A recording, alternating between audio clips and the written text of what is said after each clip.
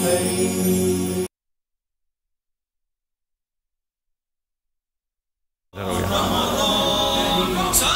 नाज़रीन, welcome back. एक दफ़ा फिर आपको खुशामदीद कहते हैं मेट्रो न्यूज़ की माह रमज़ान मुबारक की खुसूसी नशरियात आबाद रमज़ान। मैं हूँ आपका मेज़बान डॉक्टर बुलंद इकबाल। सिलसिला है बयान रमज़ान का, और ख़ास तौर पे इस सेगमेंट में कुछ हम मसाइल पे भी बात करते हैं, कुछ ऐसे मौज़ूआत होते हैं, दीनी मौज़ूआत होते हैं जिनको हम ये समझते हैं कि अगर इनको डिस्कस किया जाए, इन पर बात की जाए तो आप तक शायद कुछ मालूमात फ़राहम की जा सके। आज हम जिस टॉपिक पर बात करने जा रहे हैं नाज़रीन, कुछ अहम और दिलचस्प टॉपिक भी है, लोगों के लिए भी दिलचस्प होगा और जो मेरे देखने वाले हैं। यानी आज हम ये देखेंगे कि अल्लाह ताला ने दीन इस्लाम में एक मर्द और एक औरत के मिलाप को, यानी एक रिश्ते को किस कदर आसान बना दिया है, यानी निकाह को किस कदर आसान बनाया है। और ये जो निकाह की शराइत है ना, कि हक़ महर की अदायगी है, गवाहों की मौजूदगी का होना ज़रूरी है, यानी हर सूरत में अगर गवाह मौजूद नहीं होंगे तो निकाह नहीं हो सकता। फिर क्या ये निकाह वाकई दस्तावेज़ की सूरत में होना चाहिए, ज़रूरी है, इसका रजिस्ट्रेशन जो इसकी होती है वो ज़रूरी है, या अगर एक शख्स दो लोगों की मौजूदगी में ऐलान कर देता है कि उसने किसी को अपने निकाह में ले लिया तो क्या उसका भी निकाह हो जाएगा। फिर निकाह के जो अल्फाज होते हैं वो किस कदर ज़रूरी हैं, इजाब व कबूल जिसे हम कहते हैं, उसकी क्या अहमियत है। बाज़ दफ़ा कुछ बच्चियों से ख़ानदान के प्रेशर की वजह से उनको ना नहीं कहने दिया जाता। अगर उनके पसंद के ख़िलाफ़ भी शादी हो रही होती है तो माँ पीछे खड़ी होती है बच्ची की और कहती है बेटा बोल दो, और वो चाहे बच्ची बोले या ना बोले, जो वकील होता है, क्योंकि निकाह में एक वकील होता है जो अगर निकाह ख्वाह का जो बच्ची से उसका रिश्तेदार होता है, जो ख़ास तौर पर ख़ातून से इजाज़त लेने के लिए आएगा, वो ख़ानदान का ही एक शख्स होता है। वो जाहिर सी बात है कोई महरम ऐसा शख्स होगा जिससे पर्दा नहीं करती हो वो खातून, तो जाहिर सी बात है फिर उसने कुछ भी कहा वो वकील कहेगा कि जी हो गई, वो इजाब कबूल हो गया और ये निकाह जो है ना अब तय पा गया। बहरहाल इस पर हम बात करेंगे। हमारे साथ हमेशा की तरह मौजूद हैं शुजाउद्दीन शेख साहब। अस्सलाम वालेकुम शुजा भाई, आपको खुशामदीद कहते हैं। वालेकुम अस्सलाम व रहमतुल्लाह। जज़ाकल्लाह डॉक्टर साहब, खैरियत से हैं? जी सर, अल्लाह का करम, मैं ठीक हूँ। तो आज तो बड़ा दिलचस्प टॉपिक है मेरे ख्याल से, सर बहुत से लोगों के लिए बहुत दिलचस्प टॉपिक होगा। अस्सलाम वालेकुम व रहमतुल्लाहि व बरकातुहू। नाज़रीन, उम्मीद आप खैरियत से होंगे। बहरहाल डॉक्टर साहब ने कुछ एस्पेक्ट्स का जिक्र किया और दिलचस्प तो टॉपिक है, लेकिन थोड़ी देर के बाद मैं आपके सामने बड़ी ज़रा भारी भरकम बातें करने लगा हूँ। बहुत से लोग जानते हैं मुझे क्या कहना है आपके सामने, कि जिस निकाह को हम लोगों ने आज मुश्किल, मुसीबत और बोझ बना दिया है, उस निकाह को हमारे दीन ने कितना आसान किया है, इस पर इंशाअल्लाह हम कलाम करेंगे। आऊज़ु बिल्लाहि मिनश शैतानिर रजीम, बिस्मिल्लाहिर रहमानिर रहीम। वयदउ अन्हुम इस्रहुम वल अग़लाल अल्लती कानत अलैहिम। सूरह आराफ है, उसकी आयत नंबर 157, एक तवील आयत है, उसका एक हिस्सा है जहाँ नबी अकरम सल्लल्लाहु अलैहि वसल्लम के ताल्लुक़ से अल्लाह ताला ने बयान फरमाया, वयदउ अन्हुम इस्रहुम वल अग़लाल अल्लती कानत अलैहिम। नबी अलैहिस्सलातु वस्सलाम इनके सरों से बोझ उतारते हैं और इनकी गर्दनों से तौक उतार देते हैं। यानी वो बोझ जो इंसानियत पर पड़े थे, वो जुल्म सितम जो इंसानियत पर था, जो भोंडे अकाइद में लोग मुब्तला थे, जो गलत कामों की नहुसत का बोझ लोगों पर था, उस सब से रसूलुल्लाह अलैहिस्सलातु वस्सलाम ने लोगों को निजात दिलाई। आज मैं समझता हूँ कि हमारे माशरे में निकाह के अमल को जितना मुश्किल बना दिया गया, ये वो एक बहुत बड़ा बोझ है कि जिससे निजात पाने और निजात दिलाने की हमारी बहुत बड़ी ज़रूरत है। पहली बात ये समझ लेते हैं कि निकाह के ताल्लुक़ से अहम बातें क्या हैं। 7 बातों को गिनती कर लीजिए और उंगलियों पर गिन लीजिए।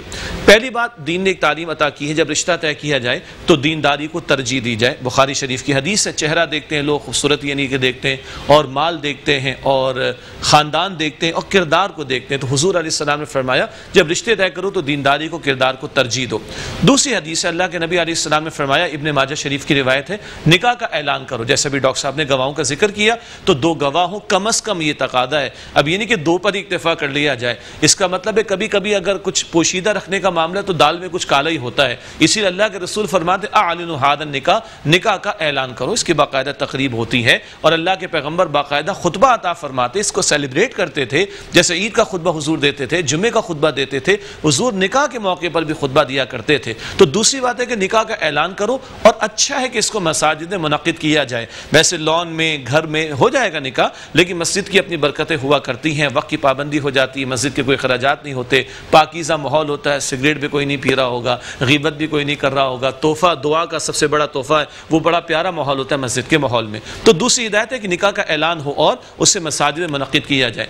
تیسری بات جو اللہ کے نبی علیہ السلام نے ہمیں تعلیم فرمائی ہے، جیسے ڈاکٹر صاحب نے بھی اشارہ کیا، کہ گواہوں کی موجودگی میں نکاح کا معاملہ ہو، اور پھر خاص طور پر ولی کے تعلق سے بھی ترغیب دلائی گئی ہے کہ لڑکی کا جو سرپرست ہے وہ اس سے اجازت لے کر اس کے بحاف پر نکاح کا انعقاد کرے۔ تو ولی کی سرپرستی بھی شامل کی گئی، اور ہاں ایک لڑکی کو اجازت بھی دی گئی کہ وہ اپنی مرضی کا اظہار کر سکتی ہے، اگر کسی جگہ اس کو نکاح اس کا طے کیا جانا پسند نہیں تو وہ ناپسندیدگی کا اظہار بھی کر سکتی ہے، یہ اس کو حق بھی دیا۔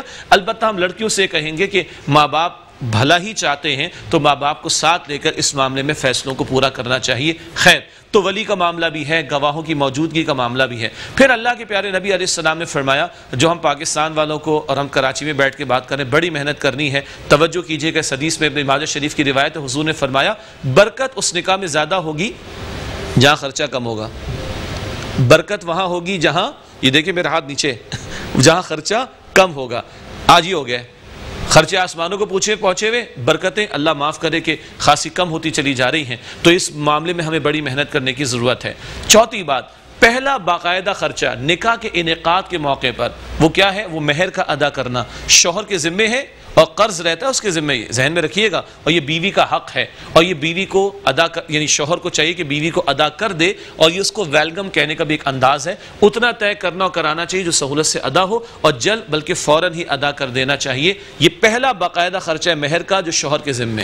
اگلی بات، ذرا کانوں کو اچھی طرح متوجہ رکھیے گا، ایک دعوت سنت رسول میں ثابت ہے صلی اللہ علیہ وسلم، اور صرف ولیمے کی دعوت ہے۔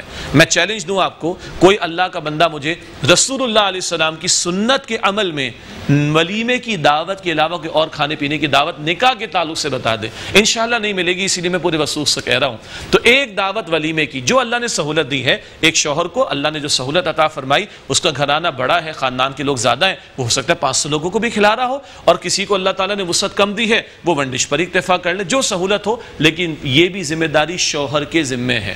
ٹھیک ہے جی؟ اب آپ کہیں گے کہ اور کیا ہے جی؟ اور چھواروں کی تقسیم ہے، جو نکاح کے موقع پر چھوارے تقسیم ہوتے ہیں۔ دلچسپ بات، ہمارے استاد ڈاکٹر اسرار صاحب سمجھانے کے لیے فرماتے تھے رحمۃ اللہ علیہ، یہ بتائیے کہ نکاح کے موقع پر چھوارے لڑکی والے لاتے ہیں لڑکے والے؟ آپ فوراً جواب دیں گے لڑکے والے، لڑکے والے لاتے ہیں نا۔ اور نکاح کے موقع پر جو کھانے ہمارے چلتے ہیں وہ کون کھلاتا ہے؟ وہ لڑکی والے کھلاتے ہیں۔ جو لڑکی والے 2-4 لاکھ 10 لاکھ کا کھانا کھلا سکتے ہیں، وہ 1000 روپے کے چھوارے نہیں کھلا سکتے، نہیں کھلا سکتے۔ کیوں نہیں کھلاتے؟ کیوں؟ سنت میں چلا رہا ہے کہ سارے خرچے شوہر کے ذمے، تو چھوارے بھی شوہر کے ذمے، تو مہر ادا کرنا، چھواروں کی تقسیم کا معاملہ، اور ولیمے کا اہتمام کرنا۔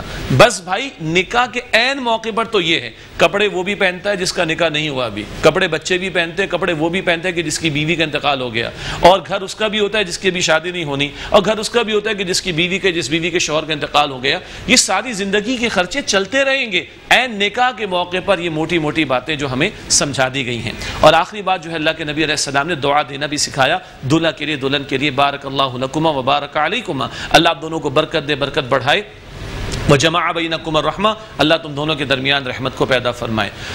اب وہ گلیجے جو ہم لوگ کر رہے ہوتے ہیں، اور آپ کو مسکراہٹ بھی آئے گی، اللہ آپ کو مسکراتا رکھے، اور کس قدر مصیبت ہم نے اس معاشرے میں کھڑی کر رکھی ہے، چھوٹی منگنی، درمیانی منگنی، بڑی منگنی، گرینڈ سلیم منگنی، عید کے ٹوکرے، بقرہ عید کے بکرے، جہیز کی لعنت کا معاملہ، اس کے اتنے جوڑے، اور لڑکی کا باپ لڑکے کے باپ کے جوڑے بنائے، لڑکی کی ماں لڑکے کے ماں کے جوڑے بنائے، لڑکے کی بہن کے جوڑے بنائے، اور یہ بھی جہیز پہ سامان دینا ہے، وہ بھی جہیز پہ سامان دینا ہے۔ یہ کیا ہم نے مصیبت پال رکھی ہے؟ یہ ہم نے ظلم کیا ہے۔ معاف کیجئے گا، لوگ کہتے ہیں مولویوں نے دین کو بڑا مشکل کر دیا۔ نکاح کو کس نے مشکل کیا ہے؟ ہم لوگوں نے مشکل کیا ہے یا مولویوں نے مشکل کیا ہے؟ ہم لوگوں نے مشکل کیا ہے، اور ایسے ایسے نئے نئے طریقے ایجاد کر کے اور نئی نئی رسومات کا ایجاد کر کے، اس کے بعد کیا ہوتا ہے؟ سوشل ویلفیئر کی آرگنائزیشن بناؤ، حجی ہمیں جہیز کے لیے پیسے چاہیے، ہمیں بچیوں کی شادیوں کے لیے پیسے چاہیے۔ اب بھائی کاہے کے لیے چاہیے؟ ارے مرد کو مرد بننا چاہیے، سارے اخراجات اس پر ہیں، اس بات کو پروموٹ کیا جائے۔ لڑکی والوں پر 1 روپے کا کوئی خرچہ سنت رسول رسول کی تعلیم میں نہیں. میں پوری جتنے لوگ دیکھ رہے ہیں سب کو چیلنج, کوئی ایک خرچہ ہمیں بتا دیں. لوگ کہتے ہیں بیوی فاطمہ الزہرا کو رسول اللہ علیہ السلام نے جہیز دیا تھا. انا للہ و انا الیہ راجعون. اس سامان کو جہیز کہنا آج کل کے جہیز کے لفظ کی بھی توہین ہے, معاف کیجئے گا. اور یہ رقم سیدنا علی کی تھی جنہوں نے اپنی زرہ فروخت کی تھی, جس سے جو رقم ملی کچھ مہر بھی ادا ہوا اور رسول اللہ کے ہاتھ پر انہوں نے رقم رکھی. رسول اللہ علیہ السلام نے دونوں کے لیے سامان منگوایا. یہ نہیں بتاتے کہ رقم سیدنا علی کی تھی بس بیوی فاطمہ کو جہیز دیا. او بھائیو بزرگوں, رسول اللہ علیہ السلام کی 4 بیٹیاں تھیں نا, کسی اور بیٹی کو کچھ دیا کبھی نہ دیا. رسول اللہ کے کئی نکاح ہوئے, کسی سے کچھ لیا کبھی نہ لیا. یہ ہم نے غلط تصورات قائم کر رکھے ہیں. اگر ہم یہ مان لیں, مجھے معلوم ہے میں نے کہا تھا نا بڑی بھاری بھرکم باتیں آئیں گی, لیکن میں ان گھرانوں کو جانتا ہوں جنہوں نے ان باتوں کو تسلیم کیا. وہ کہتے ہیں اللہ نے اگر ہمیں 40 بیٹیاں بھی دی ہوتی تو ہمارے لیے زندگی آسان تھی, اس لیے کہ شریعت میں لڑکی والوں پر 1 روپے کا بھی خرچہ نہیں ہے. ساری کفالت کی ذمہ داری شوہر پر رکھی گئی. اس شوہر کو, مرد کو قوام بنایا. انتہائی ادب سے عرض کروں, مرد کو مرد بننا چاہیے, کچھ اور لفظ میں نہیں استعمال کرتا, چھوڑ دیں, کچھ اور نہیں بننا چاہیے, اور اس کو کفالت کی ذمہ داری لینی چاہیے. یہ میں نے بڑے دل سے آپ کے سامنے بات رکھی. ابھی تو لاک ڈاؤن کے معاملات ہیں, اللہ آسانی, عافیت اور رحمت کا معاملہ فرمائے. مگر میں عرض کروں, اس معاشرے کی سب سے ایک بہت بڑی خدمت خلق کیا ہے؟ ایک بہت بڑی خدمت خلق یہ کہ بھائی نکاح کے معاملات کو سادہ کر دو. یہ کروڑوں اربوں کے خرچے جو فضولیات میں جا رہے ہیں یہ بچ جائیں گے. یہ بہت بڑی خدمت خلق. اور آخری بات عرض کروں, جن لوگوں کو اللہ نے دیا ہے الحمدللہ, حلال کہاں, جن کو اللہ نے نوازا ہے بھائی وہ سادگی کر لیں. ساری خدمت خلق کے کام یہاں سے اناؤنسمنٹ بھی ہوتی ہیں, ہاسپٹلز کے لیے, اسکولز کے لیے, یتیم خانوں کے لیے, اچھی بات ہے کریں, پیسہ خرچ ہوتا ہے نا. میں آپ سے اس خدمت خلق کی درخواست کر رہا ہوں جس میں آپ پیسہ روک لیں, بس روک لیں. تو جس کے پاس استعداد و کیپیسٹی تھی وہ سادگی کرے گا. کروڑوں لوگوں کو موقع ملے گا. بھائی اس نے استطاعت کے باوجود سادگی کی, اگر میں سادگی کر لوں گا تو میری ناک کٹنے کا کوئی مسئلہ نہیں ہوگا. یہ بہت بڑی خدمت خلق ہے. اور ابتدا میں جو آیت تلاوت کی تھی, اشارہ کر دوں, سورہ آراف آیت 157, رسول اللہ علیہ السلام بوجھوں سے اور توقوں سے نجات دلانے کے لیے آئے تھے. آج یہ اس معاشرے کا بہت بڑا بوجھ اور توق ہے. اللہ ہمیں توفیق دے, ہم اس سے نجات پائیں اور نجات دلانے والے بنیں. یہی رسول پاک علیہ السلام کی سنت کی تعلیم کا اور آپ کی اتباع کا بہت بڑا تقاضا بھی ہے. جزاکم اللہ خیرا کثیرا. جی شجاع بھائی, اب کچھ سوالات جو میرے بہت سارے سوالات, بہت سارے سوالات. جی سر, پہلا سوال یہ کہ جس طرح آپ نے حق مہر کا ذکر کیا, ایک شخص جو اپنی بیوی کو حق مہر کے نام پہ تو نہیں لیکن اس نے بڑے پیسے دیے ہوں, حق مہر کے نام لے کے نہیں دیے, صحیح, تو کیا پھر بھی حق مہر دینا ہوگا؟ سبحان اللہ. دیکھیں, ایک شخص کو آپ نے کھلایا ہو, پلایا ہو, ساری زندگی جو ہے اس کو کھلایا پلایا ہو, ٹھیک ہے جی, اور اس سے آپ نے قرض بھی لے لیا ہو, ٹھیک ہے جی, تو وہ اس پہ راضی ہوتا ہے؟ راضی نہیں ہوتا. وہ کہتا ہے بھائی کھلانا پلانا اپنی جگہ ہے, قرض پہلے وہ قرض واپس کرو. تو اصولی بات یہ ہے کہ نہیں, آپ اول تو پوری زندگی کھلانا پلانا شوہر نہیں ہے. دیکھیں, مہر کو مہر کے طور پر ادا کرنا پڑے گا اور کرنا چاہیے. اچھا, میں اس کی ایک ریکمنڈیشن دیتا ہوں. دیکھیں, جب بھی بندہ نکاح کرتا ہے, ہمارے اللہ کا شکر ہے کہ یہ اقدار اب بھی باقی ہیں, تو بندہ اپنی بیوی کو کچھ نہ کچھ دیتا ضرور ہے, اور عام طور پر زیور دیا جا رہا ہوتا ہے, ٹھیک ہے بھائی, اسی کو مہر قرار دے دیں, چاہے وہ 1 تولہ ہو 2 تولہ ہو. جو آپ زیور دے رہے ہیں نا, اسی زیور کاؤنٹ ہی نہیں ہوتا نا. جی, وہ کاؤنٹ ہی نہیں ہوتا. دیکھیں, ہم معاشرے کی بات نہ کریں, جب شرعی مسئلہ آئے گا نا تو دین کی بات کریں گے. دین کیا کہتا ہے, جو آپ مہر کے طور پر دیں گے وہ مہر کے طور پر ادا ہوگا, اور جب آپ کھلا رہے ہیں پلا رہے ہیں وہ آپ کا فرض ہے بھائی, وہ آپ احسان نہیں کر رہے. تو جو زیور دیا جا رہا ہے یا تحفے تحائف کچھ دیے جا رہے ہیں, انہی کو مہر قرار دے دیں, تو یہی بہترین اس کی شکل ہے. اور عرض کروں, یہ کیا ہے مہر؟ بھائی پوری زندگی بیوی کی کفالت کی ذمہ داری کس پر ہے؟ شوہر پر. تو یہ ایک ٹوکن منی ہے, سارٹ آف سمجھانے کے لیے کہ وہ اون کرتا ہے کہ میں پوری زندگی کی ذمہ داری لیتا ہوں. تو یہ اس کو اچھے انداز سے اور فوراً دینا چاہیے. اور یاد رہے, اگر یہ بندہ مر گیا, اور پہلے شاید ہم بات کر چکے ہیں کہیں, اور اس کی وراثت جب تقسیم ہوگی تو پہلے قرض ادا ہوتا ہے نا, تو پہلے مہر ادا کیا جائے کہ یہ مہر اتنا اہم معاملہ. اچھا, اگر کسی شخص کی بیوی اس کا مہر معاف کر دے پھر؟ جی ہاں, یہ معاف کر دیتا. جی, یہ جملہ بڑا اچھا ہے, بڑا پیارا سوال ہے. اگر بیوی معاف کر دے, ہاں قرآن کہتا ہے اگر بیوی خوشی خوشی معاف کر دے تو معاف ہو جاتا ہے, چاہے وہ تھوڑا معاف کرے چاہے پورا معاف کرے. لیکن میرا ایک سوال ہے, یہ ہمارے معاشرے میں جو عورتوں کو عام طور پر, اب تو خیر آزادی کے نعرے بہت زیادہ لگنا شروع ہو گئے, لیکن عورتوں کو جو دبا کر انڈرسٹوڈ ہوتا ہے کہ معاف کر دے گی, تو وہ غریب بھی کہتی میں نے معاف کر دیا, یہ نا میں نے معاف کر دیا, یہ معافی نہیں ہے. نہیں, اپنی خوشی سے معاف کر دے, یہ بہت دیا اس نے, مطلب اچھا سوال یہ نا پھر کیا ہوگا, شادی کے ٹائم پہ کیوں نہیں دے رہے مہر؟ میرا کوسچن یہ ہے, شادی کے ٹائم میں مہر دیتے کیوں نہیں؟ مجھے سر, وہ جب موجل کی جب آسان آسانی مل گئی نا. اگر معجل ہوتا تو تب تو اگر ایک ہی صرف صورت ہوتی پھر تو ہر صورت میں شادی سے پہلے دینا ہوتا. میں اس کا تو چلے ٹھیک ہے, معجل اور غیر معجل کی بات ہے کہ ایک فوری ہوتا ہے اور ایک ڈیفرڈ ہوتا ہے. مجھے بتائیے مہندی کے کتنے کھانے ہم کھلاتے ہیں لوگوں کو جی, اور شادی سے پہلے کتنے وہ کرتے ہیں اپنا تقریبات وغیرہ, سب غلط ہیں. غلط اس معنی میں شریعت سے کوئی تعلق نہیں, اس وجہ سے لوگوں کے لیے بوجھ بنا. سر آپ ایسے سمجھتے ہیں کہ مہر کو شرعی ہونا چاہیے یا لاکھوں روپے میں ہونا چاہیے؟ نہیں, شرعی کا کوئی تصور اس معنی میں نہیں ہے, یعنی مہر شوہر کی استطاعت کے مطابق ہونا چاہیے. ٹھیک ہے جی. مثال کے طور پر ایک بندے کی جو بھی ارننگ ہے اس کے مطابق سمجھتا ہے میں 50,000 آرام سے دے سکتا ہوں تو 50,000 ارننگ کا کتنا حصہ ہونا چاہیے؟ کوئی فکسیشن نہیں, کوئی فکسیشن نہیں ہے. بہت کم تو بہت ہی کم ہے. جو فقہاء احناف بیان فرماتے ہیں وہ تو 3-4 ہزار روپے بمشکل بنے گا. ٹھیک ہے جی. لیکن میرا سوال ہے یار, کپڑے کتنے کا پہنتے ہو, کھانے کی ڈشیں کتنی رکھتے ہو صرف ناک اونچی رکھنے کے لیے, اور کتنی 10 تقریبات تم کرواتے ہو. میں ان لوگوں کو کہہ رہا ہوں جو مہر سے جان چھوڑاتے ہیں ان کے لیے پلیز کوئی پرسنل لا لے اس کو. ٹھیک ہے جی. پتہ نہیں کیوں مہر ادا کرنے میں جان جاتی ہے لوگوں کی, عجیب بات ہے. اور کچھ ظالموں کو, معاف کیجیے گا, کچھ ظالموں کو یہ غلطی لگ گئی ہے, ان کا تصور ہے کہ مہر کا تعلق طلاق سے, طلاق دیں گے تو مہر دیں گے. یہ تو سب جہالت ہے بھائی. استغفر اللہ ربی من کل ذنب واتوب الیہ. مہر کا تعلق جو ہے وہ نکاح سے ہے, تو بھائی اتنا طے کرنا چاہیے. اور لڑکی والوں کو بھی انڈیو ڈیمانڈ نہ کریں. اتنا لڑکی بھیج تھوڑی نہ کہ معاذ اللہ, یہ جو مسکنسپشن ہے کہ ہم نے بیچ دیا بیٹی کو, استغفر اللہ. نہیں, یہ شوہر جو سہولت سے ادا کر سکے اس کو اتنا ہی باؤنڈ کرنا چاہیے, اتنا طے کرنا چاہیے, اور اتنا ہی اس کو فوری کوشش کرنی چاہیے کہ وہ ادا کر دے جو مناسب حال ہو.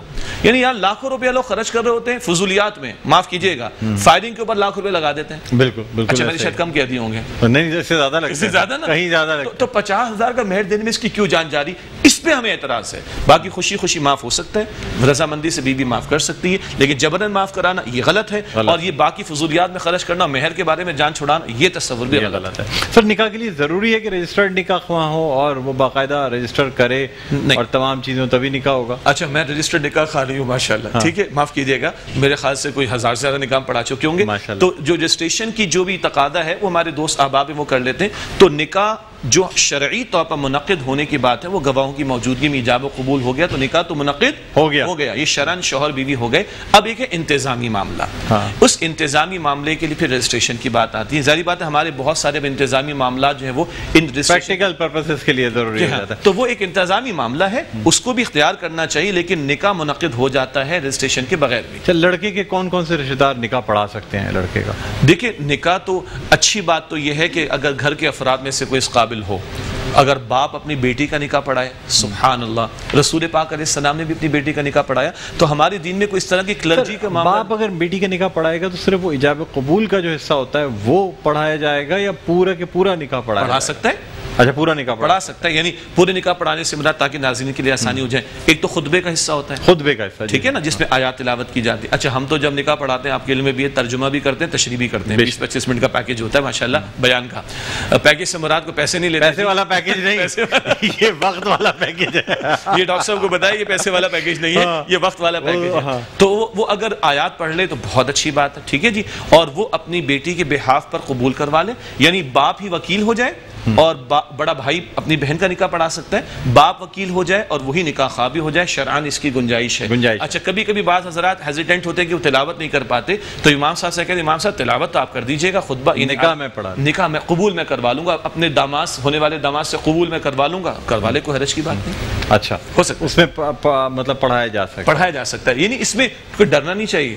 اگر دیکھیں سعادت, اچھا ولیمہ جو ہے وہ اس کا کھانا ضروری ہے, سنت ہے یا کیا؟ جی میں عرض کرتا ہوں, میں ایک بات عرض کرنا چاہ رہا تھا کہ سعادت کی بات ہوتی ہے. دیکھیے اگر جیسے میرے والد صاحب کا جب انتقال ہوا, ہم نے خود غسل دیا, خود جنازہ پڑھایا, ٹھیک ہے.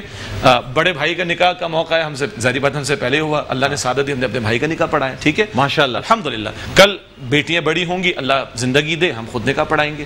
اسی طرح اگر خاندان کے کسی فرد کا انتقال ہو رہا ہے تو ہم گھر کے افراد اس قابل ہوں کہ ان کو غسل بھی دے سکیں. یعنی ہمارے دین میں وہ کرسچینٹی کی طرح کلرجی نہیں ہے کہ خاص مذہب ہوں گے تبھی وہی کہاں وہ کر, ایسا نہیں. ہم سب کو اس کی سعادت حاصل کرنی چاہیے. ولیمے کا تعلق جو ہے وہ یہ ہے کہ سنت رسول ہے صلی اللہ علیہ وسلم. اچھا صحابہ کرام کے ولیمے دیکھیں, اللہ اکبر کبیرہ. اس سے ایک اور بات اللہ تعالیٰ نے یاد دلا دی, نماز کا سلام حضور نے پھیرا, ایک صحابی کھڑے ہوئے, اس کی یا رسول اللہ میرا نکاح ہو گیا. ولیمے کے لیے کچھ نہیں. تو رسول اللہ فرماتے جاؤ امت کی ماں کے پاس اما عائشہ کے پاس کچھ ہے تو لے کر آؤ. چند جو کے دانے تھے حضور کے گھر سے وہ بھی انفاق کر دیے گئے. ایسا ولیمہ بھی ہوا. کبھی حضور فرماتے اپنے گھروں سے کھانا لاؤ, اپنے بھائی کا ولیمہ سیلیبریٹ کر لو. اتنا اچھا دوسرے لوگ جو ہیں وہ بھی ولیمے کا کھانا کھلاتے ہیں. ہمارے دوستوں میں ورزش کا تصور ہے نا, صحابہ کے ولیمے ایسے ہوئے ہیں, اپنے گھروں سے کھانا لے کر بھائی کا ولیمہ سیلیبریٹ ہو گیا. یہ اتنا سادہ اور آسان بھی ہے, اور اللہ نے کسی کو سہولت دی ہے. احباب اس کے زیادہ ہیں, وہ 200-500 لوگوں کو کھانا کھلا دیں, بس اس میں دکھاوا نمود و نمائش. میں دل سے عرض کروں, ہم 10 ڈشیں کھلائیں گے کس کو یاد رہے گا, 20 کھلائیں گے کس کو یاد رہے گا. سادگی کے ساتھ جو وہ سادگی کے ساتھ کر لیں, اور اللہ نے وسائل دیے تو مخلوق خدا کی خدمت پر ان کو استعمال کریں. ایک ڈاکٹر صاحب میں اور ذکر کرنا چاہوں, ناظرین کرام یہ بھی دل سے سنیے گا. اللہ کے رسول کے دور میں نکاح دیکھتے بڑے سادہ ہیں, صحابہ کرام کے نکاح دیکھتے بڑے سادہ ہیں. کیوں؟ وہاں مشن بہت اونچا تھا. وہ مشن کبھی احد کے میدان میں, کبھی بدر کے میدان میں لے جا کر کھڑا کر دیتا ہے. ہمارے مشن کیا رہ گیا ڈاکٹر صاحب, آدھی زندگی اپنی شادی کی تیاری کرو, آدھی زندگی بچوں کی شادی کی تیاری کرو, وَإِنَّا إِلَيْهِ رَاجِعُونَ, لوٹ کر اللہ کی طرف چلے جاؤ. وہ نکاح ہی نہیں ہو کے دے پا رہے. اگر مشن اونچا ہو, امت والا کام ہمارا مقصد بن جائے, تو میں اللہ کی قسم کھا کر کہوں کہ پھر نکاح کے معاملات ہمارے یہاں بہت آسان ہو جائیں گے انشاءاللہ. ٹھیک ہے, بہت شکریہ شجاع بھائی, آپ تشریف لائے, بہت اچھا لگا. امید کرتے ہیں کہ جو ناظرین ہمارے یہ سیگمنٹ دیکھ رہے ہوں ان کو بہت کچھ سیکھنے کو ملا ہوگا. ناظرین چھوٹا سا وقفہ, وقفے کے بعد جب آپ کی خدمت میں حاضر ہوں گے تو سیگمنٹ ہوگا دعا اور مناجات. کہیں نہیں جائیے گا, دیکھتے رہیے میٹرو نیوز کی خصوصی نشریات. آباد ہے رمضان.